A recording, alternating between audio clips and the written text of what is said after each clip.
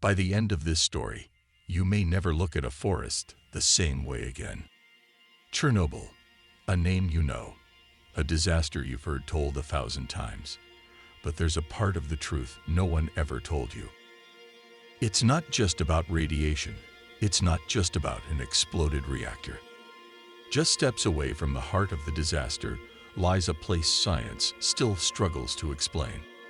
A stretch of forest that died in a single day, yet ever since then, it has seemed unnaturally alive. They call it the Red Forest. And something still moves within. Eyes without pupils, birds without song, silences that squeeze your heart. Some say nature is fighting back. Others believe something far older is watching those who dare to enter. Brace yourself. By the end of this story, you'll be left speechless. The Red Forest, where nature stopped breathing. Chernobyl, a word that today evokes silence, disaster, and something profoundly unnatural. On the night of April 25 to 26, 1986, Reactor No. 4 of the V.I. Lenin nuclear power plant exploded during a safety test gone horribly wrong. The force of the explosion, combined with the release of radioactive material, turned a quiet Soviet town into a toxic shadow on humanity's conscience. Minutes after the blast, a deadly radioactive cloud began to rise into the sky. Loaded with isotopes, it spread quickly, carried by the wind. Some of that radioactive dust settled just a few kilometers away, on a dense stretch of pine forest. No one yet knew what had happened. But nature did. Within hours, that forest died in silence. A visible change, but incomprehensible. The first responders who approached the plant described a surreal scene. Where there had once been lush green forest, now stood a sea of rust-red trees, bent and blackened, as though a fire had scorched their souls, but left their bodies untouched. The leaves didn't fall. The trunks didn't burn. But life had vanished, absorbed by something invisible. The area was quickly evacuated. Soldiers and workers, the so-called liquidators, were sent in to clean up the zone. They began cutting and burying the dead trees. Radiation levels were so high that some workers could stay in the forest for only 90 seconds at a time. Entire truckloads of contaminated pines were buried in mass graves, sealed with lead and concrete. From that moment on, the area was called the Red Forest, named for the ghostly color that the contamination left as a permanent scar. The radioactive silence. Years later, those permitted to enter the Red Forest began to describe something that went beyond physical danger. It wasn't just the radiation that unsettled them. It was the unreal silence, the way sound seemed to vanish into the air, as if even acoustic waves were altered or erased. No birds sang. No insects buzzed. Even the wind seemed muffled. Some visitors reported feeling disoriented, lightheaded. They described an intense, undeniable feeling of being watched, even when completely alone, as if the forest itself had become aware and hostile. Life returns, or something like it. Then, inexplicably, nature returned. Years after the incident, scientists and biologists began to observe a phenomenon that defied every prediction. The Red Forest and the surrounding exclusion zone were slowly being repopulated by wildlife.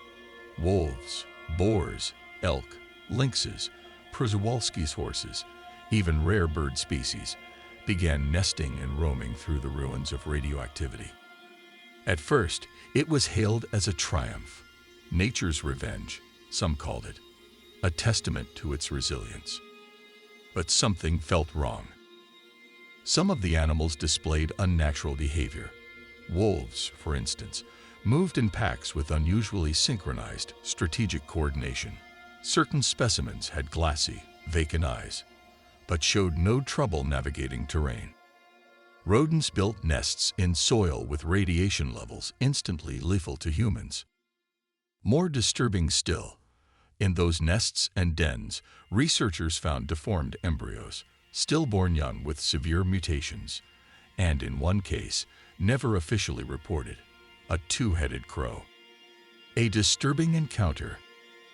In 2019, a team of Ukrainian researchers equipped with radiation meters entered the Red Forest to collect soil samples.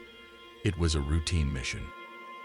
But during a sweep of a highly contaminated zone, radio contact was lost with one team member, Serhiy Makarov, a veteran biologist. He was found 40 minutes later, standing motionless in the middle of a red clearing.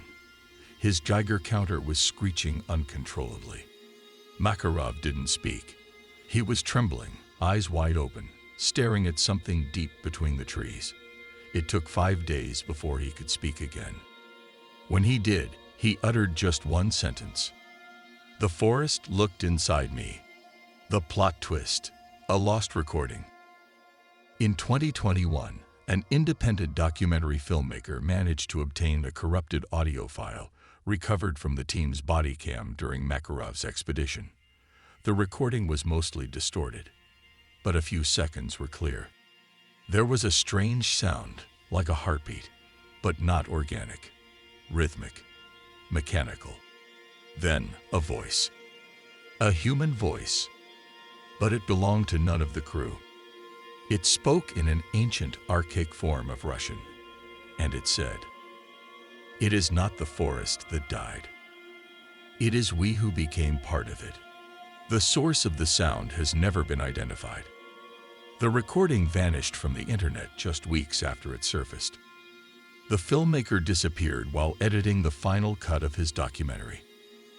And today, the Red Forest still stands, silent, shrouded in a thin mist and invisible radiation. Something moves among the broken trees and buried ash. Maybe it's just nature trying to recover. Or maybe, just maybe, the Red Forest is no longer a place. It has become a creature, and we, the ones who dared destroy it, are now its memories.